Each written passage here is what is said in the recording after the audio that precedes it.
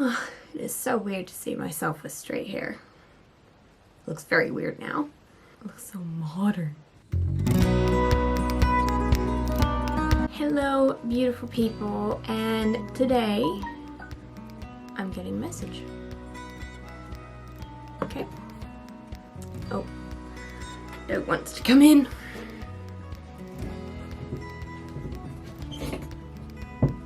Oh no. Oh, this happens all the time. This door, we live in a rental, and this door, once it is closed and latched,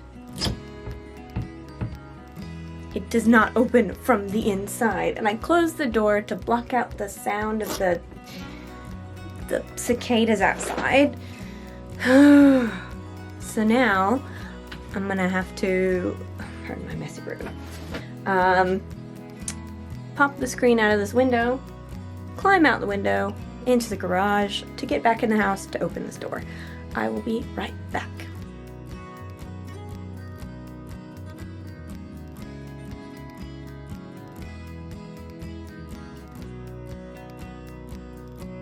Yeah, so I'm kind of doing this video for a couple of different reasons. I have found it really useful and valuable to watch other people's videos about starting their own business, and so I thought I would contribute. And even though I still don't know if the business is going to be a success, I'm going to just talk about the process because we can learn just as much from failure as we can from success. I have entitled this series The Curler Confessional because I was thinking this morning while I was in the shower that one of my favorite things, which I am just true grandma here, I love at the end of the day when I've set my curlers to sit in my hair dryer. I have one of those little cap bonnet hair dryer things, and it is just the most relaxing time, and I feel so just kind of like checked out, safe, it's just my safe space, and I love it. So I thought I would bring you into that space a little bit and we would just chat. So I'm going to be curling my hair into my little foam rollers. So I'm going to be trying out a different setting pattern to what I usually do. So I've got two sizes of curlers here.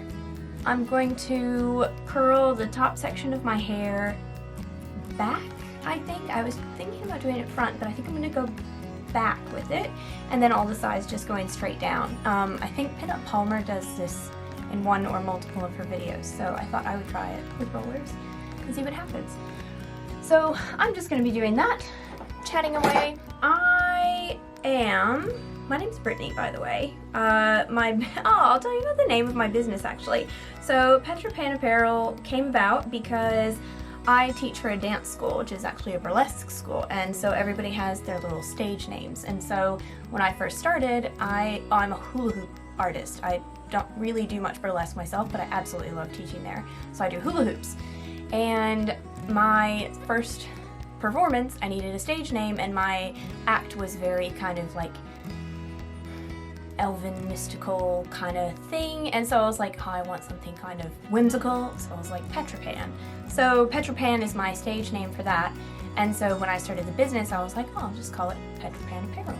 So that's how the name came about. So my name is not actually Petra Pan. I've actually had people think that my name is Petra, and that's what people call me at the dance school, is Petra, but I've had people think my name is Petra, and I married a guy with the last name Pan, so I ended up with the name Petra Pan, which I think is hilarious. That's a good job that I did. It's been a big year. It's been a big life change for me.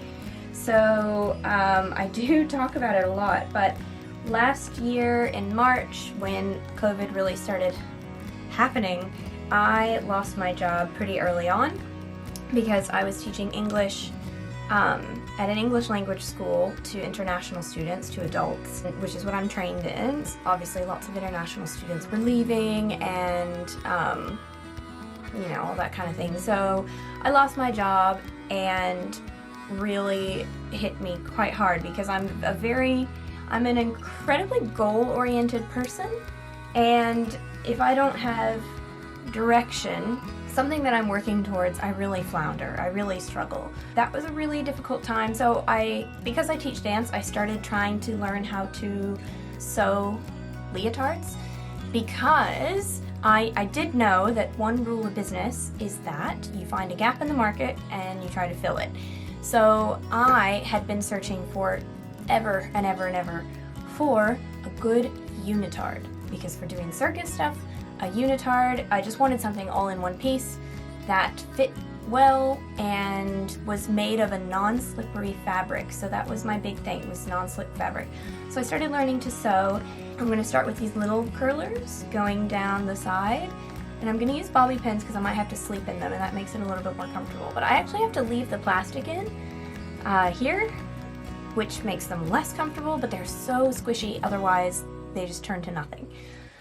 Anyway, I started learning to sew these unitards, and then I started trying to sell them on Instagram and on Etsy, and they actually did really, really well. And I couldn't keep up, and it was pretty, oh, I have setting lotion now.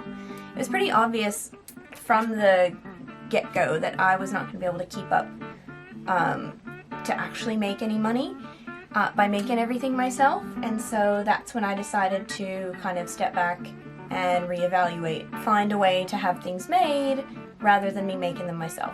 I was starting off by wanting to do activewear that was meant specifically for people doing circus arts, aerials and things like that. And so I wanted to make everything out of obviously stretch fabrics, but fabrics that were not slippery, so people who are doing tissue and trapeze and stuff, they don't slip off of the apparatus, and hoops and stuff, so your clothes aren't too slippery. So that was my niche, designed with circus arts. So my little tagline was designed with flying in mind, or designed to fly, or something like that. So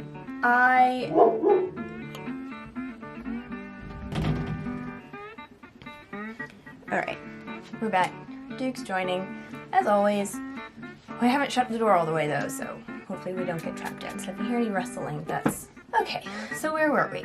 Oh yes. So I was wanting to design for circus artists and design activewear. So as I got started in this, I then started thinking that I wanted to try to design activewear that didn't look like activewear, or not, you know, kind of what sports bra, leggings. So I wanted to just try to design something a little bit cute, something a little bit different, that was more kind of like dance wear. I was trying to design things that had a little bit of like vintage style in them, because that's what I like. So I was desperately trying to work out, how do I get vintage style in with this circus stuff, with this dance wear. So I came up with this little like collection, a few little designs of dancing through the decades. So they were all kind of styled after a certain outfit or something from a certain era. And I really loved the way they turned out. So then over time, just thinking about what direction I wanted to go in with the business, I realized I had to choose something.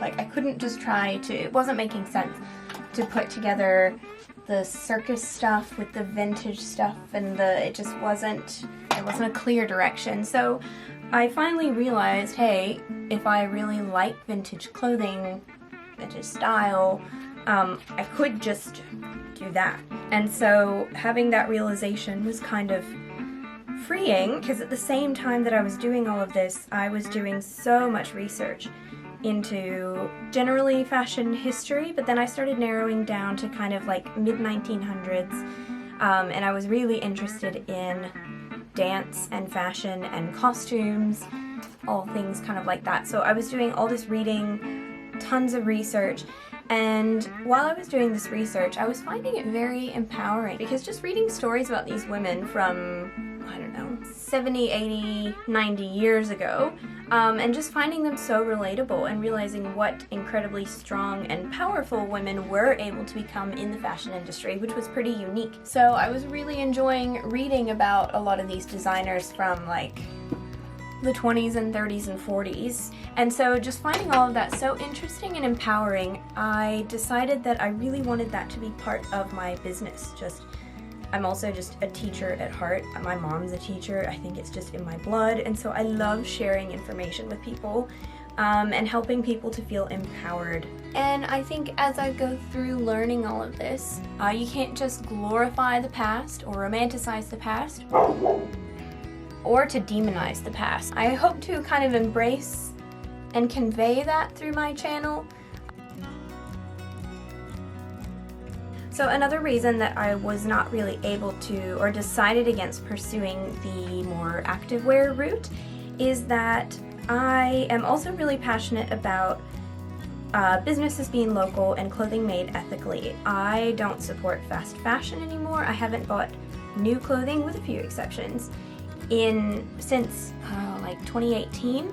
I decided to only buy secondhand clothing, and so I have to make sure that as a clothing business I'm able to live up to my personal standards. And so by doing activewear, really you have to go to China where the technology is to kind of make good activewear. It's not something I'd be able to be sewing myself, and there aren't a lot of manufacturers in Australia who do it. There are some, but it is incredibly expensive to have things manufactured here. And it would increase prices into a market that I wasn't necessarily hoping to aim towards. To do the activewear the way I was wanting to do it required more technology and that kind of manufacturing that wasn't really available here. So I am still planning my first little collection or little line to be mostly stretchwear to start, and then I have a lot of ideas for other types of garments that I want to make. So my current model that I'm working towards is I am going to be doing the fabric buying myself. Now that will be happening overseas because there are not manufacturers here. There are suppliers here that I can go through, but of course that increases costs. So at the moment I'm working with a Chinese fabric manufacturer for my stretchwear. That relationship has been really great, and they're very transparent as far as I'm aware. I obviously can't go there, but I've been communicating regularly with them. And then to have my pieces made and manufactured, I plan on contracting local dressmakers and costume makers, local makers, to make something like one style each. That way I can keep the production local and I can support local business by doing that. That was an idea from my dad, because my dad's background is actually in logistics. That was kind of his idea that he pitched to me, and I just thought it was so brilliant and couldn't imagine how I hadn't thought of it before. Of course that makes things, quite a bit more complicated because I have to supply fabric, I have to pick up all the garments that are made, quality control becomes more difficult, but I think in the end it'll be worth it to know who the clothing is made by, to have a relationship with that person, and to be able to support local businesses and possibly and likely local women. Babes supporting babes is my favorite phrase ever. Oh, so I am also grossly unqualified to be pursuing this in any way.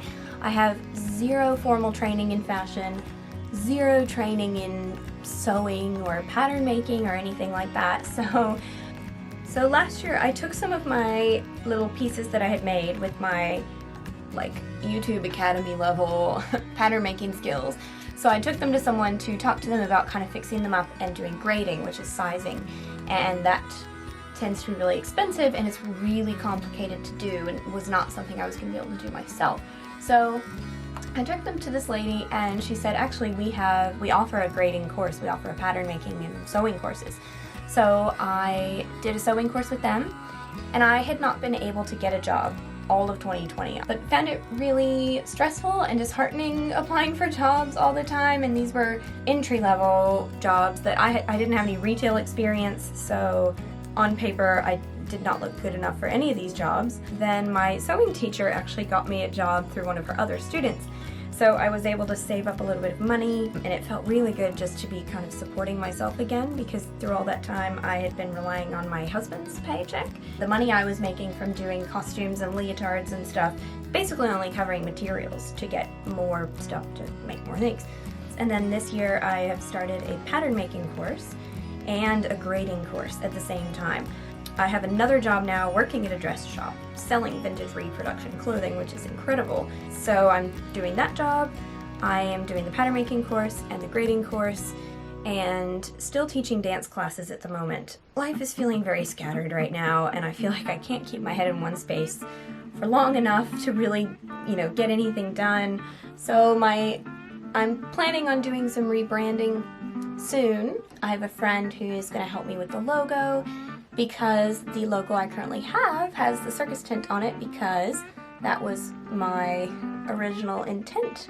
I was planning to have performance wear, costumes, active wear, that type of thing, which I still love and would still like to keep making some of that stuff. I really love making costumes, but I also I feel like more than that for me personally, I love wearing, most people hate this, but I love wearing clothing that almost feels like I'm wearing a costume. I feel like the line between costume and clothing is very unclear. Wear a costume every day.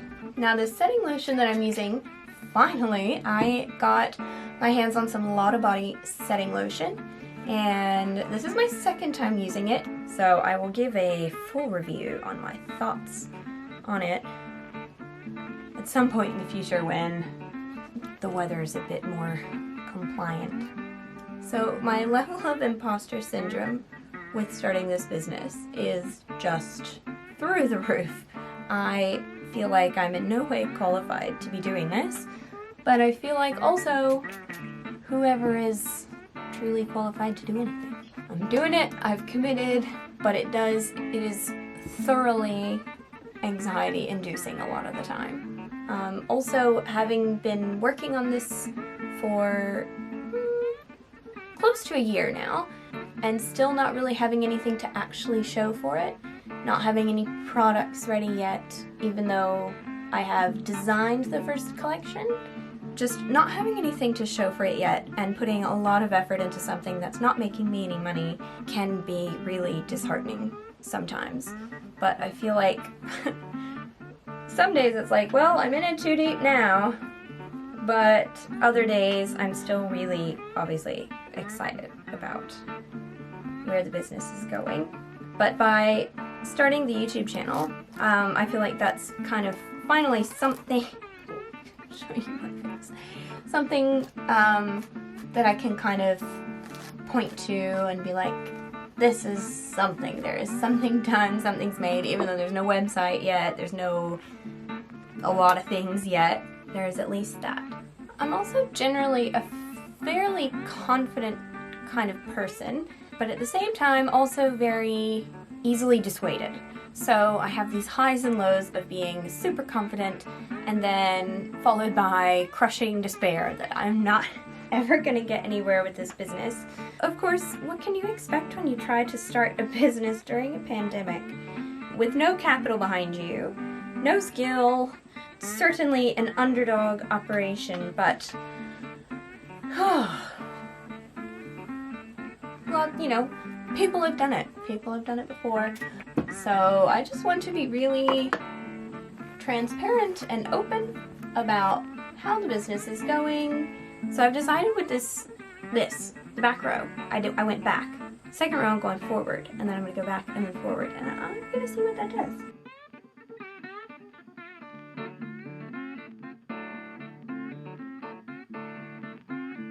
I still plan to make unitards, by the way. I feel like I have this soft spot in my heart for unitards. Backwards, forwards, backwards.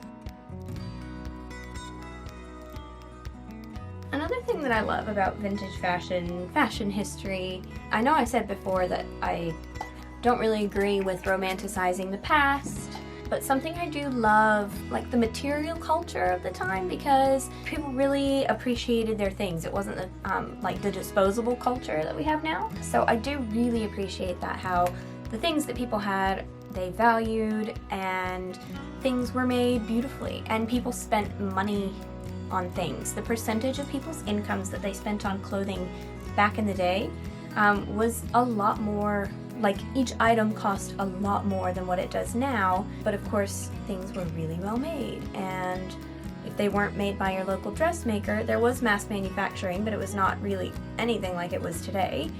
New York City was kind of the hub for clothing manufacturing. So that's something I really appreciate about clothing of the past.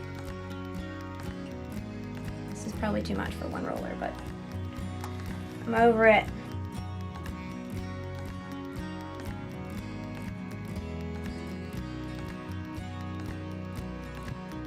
Alright, so here we are, the final look. So I'm gonna walk around the rest of the day like this. I do have to go to the grocery store, so I will have to walk there at some point, hopefully when it stops raining, so I'll just chuck a scarf on, although I wish I could go just like this. Hashtag normalize curlers.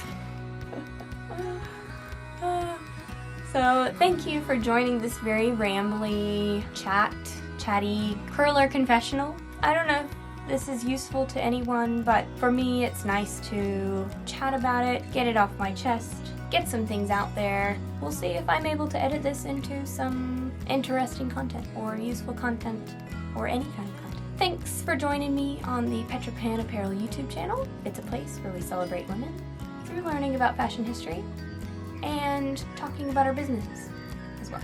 Right. Let me know, are you starting a business? Can you commiserate with any of this? Because it helps me greatly when I see and find other people who are going through similar things. A few of my friends and I have started a little kind of support meetup group for a few of us who are starting our own businesses.